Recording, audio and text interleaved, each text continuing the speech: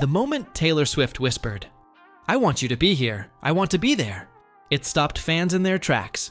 Not because it was staged, not because it was lyrical, but because it was painfully real. With the release of The End of an Era on Disney+, Swifties aren't just reliving the spectacle of the Eras tour, they're stepping inside the quiet, vulnerable spaces of Taylor Swift's life where love, distance, pressure, and devotion collide. And at the center of those moments is one name fans have been waiting to hear in her own world. Not through paparazzi lenses or stadium shots, but through late-night phone calls and stolen moments of honesty.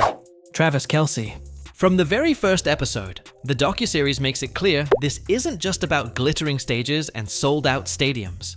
It's about what happens when the lights go down and the world's biggest pop star becomes just a woman trying to hold on to love across time zones and continents. Episode 1 opens in August 2024, with Taylor Swift en route to rehearsals for her massive London shows.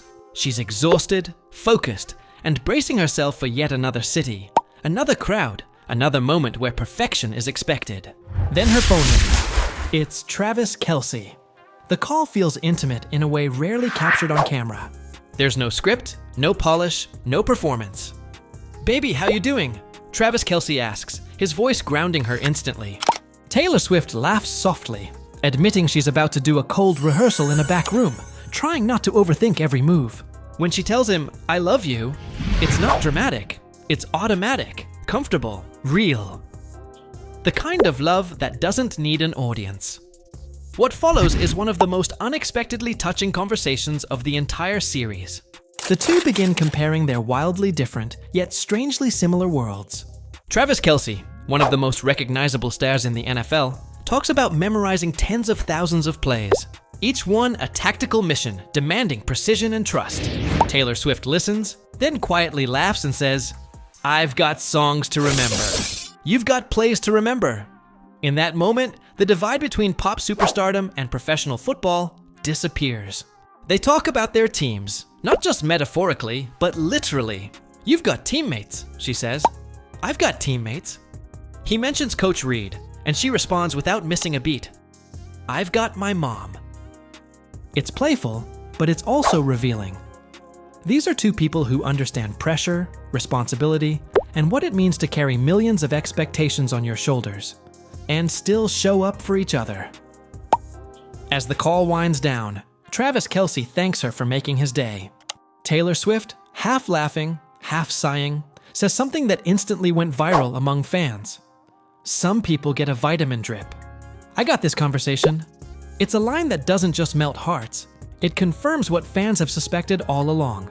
This isn't a PR romance, this is nourishment. This is emotional survival. The series doesn't linger too long on the call, which somehow makes it even more powerful. There's no dramatic music cue, no lingering close-up. Just two people, separated by an ocean, choosing each other in the middle of chaos. And it's clear, they were already deep in their lover era. The second phone call arrives after Taylor Swift's first London performance, and the energy is completely different. She's buzzing, still riding the adrenaline of the crowd. Her voice shakes as she tells Travis Kelce how overwhelming the night was. "It went so great," she says. "I'm so happy." She describes walking onto the stage and feeling the audience explode in a way she's never experienced before. Louder, wilder, almost too much. She admits she was so emotional, she thought she might forget how to play guitar or sing. For an artist who has performed thousands of shows, it's a stunning confession. Fame doesn't make the fear disappear. It just raises the stakes. Travis Kelce listens, offering reassurance without interrupting. He lets her process. He lets her shine. He's there, even when he can't be there. That's the theme running quietly beneath every Travis moment in The End of an Era. Presence doesn't always mean proximity. Sometimes it's showing up through a phone screen, at the right moment, with the right words, when the world feels too loud. Interestingly, Episode 2 features no direct appearance or call from Travis Kelce, and fans immediately noticed. But instead of feeling like an absence, it feels intentional, like the calm before more revelations. The series is clearly pacing itself, holding back, knowing exactly how much to give and when. And when Entertainment Tonight attended the New York City screening earlier this week, something subtle but telling happened.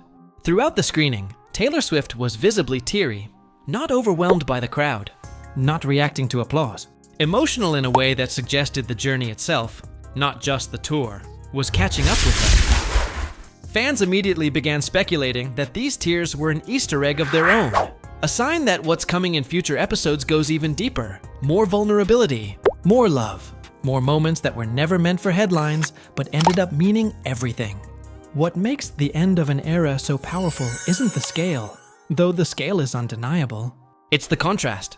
Stadium roars against quiet phone calls. Global fame against deeply personal longing.